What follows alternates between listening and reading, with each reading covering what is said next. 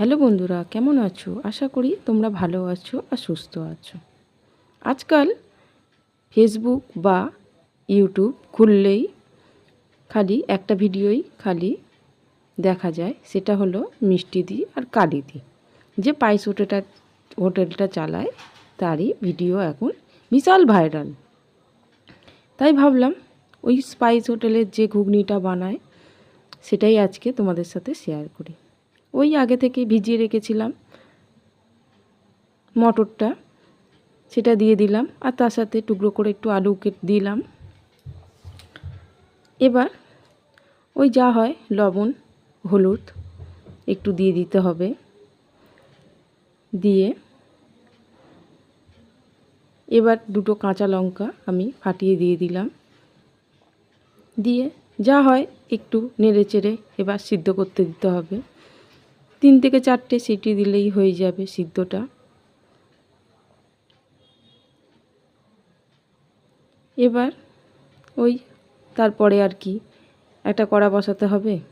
এবার একটু জিরে, গোটা জিরে, শুকনো লঙ্কা, তেজপাতা দিয়ে এবার পেঁয়াজ কুচি আর কাঁচা লঙ্কা কুচিটা দিয়ে দিতে হবে, দিয়ে ভালো করে একটু নেড়ে চেড়ে নিতে হবে।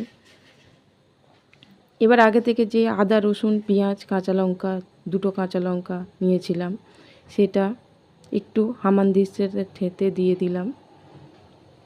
জাস্ট একটু ভেজে নিয়ে এই যে দেখো লাল লাল হয়ে গেছে।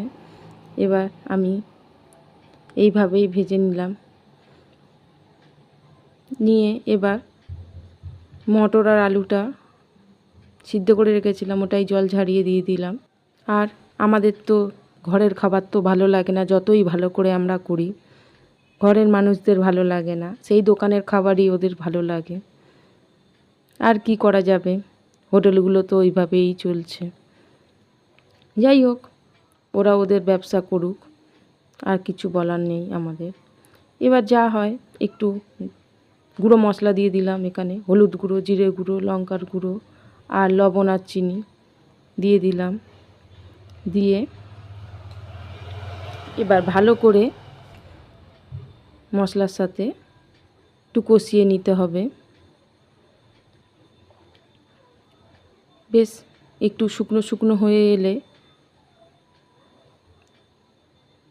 তারপরে জল দিয়ে ঢাকা দিতে হবে। দেখো এই যে নাড়তে নাড়তে শুকনো হয়ে এসেছে। শুকনো শুকনো যখনই হবে তখনই আগে থেকে যে আমি মটর আর আলুটার জলটা ঝারিয়ে রেখেছিলাম, দেখো এই যে সেই জল, মটর আর আলু সিদ্ধ করা জলটা দিয়ে দিলাম আর তার সাথে অল্প একটু জল অ্যাড করলাম, করে ভালো করে একটু নেড়ে চেড়ে নিতে হবে। আশা করি আমার এই ছোট্ট ছোট্ট রান্নার ভিডিওগুলো তোমাদের খুবই ভালো লাগে। ভালো লাগলে একটা লাইক আর একটু কমেন্ট করে জানালে আমাদের একটু ভিডিও করার একটু ভালো লাগা বাড়ে। আর সত্যিই যদি ভালো লেগে থাকে তাহলে আমাদের চ্যানেলটিকে সাবস্ক্রাইব করে পাশে থাকবেন।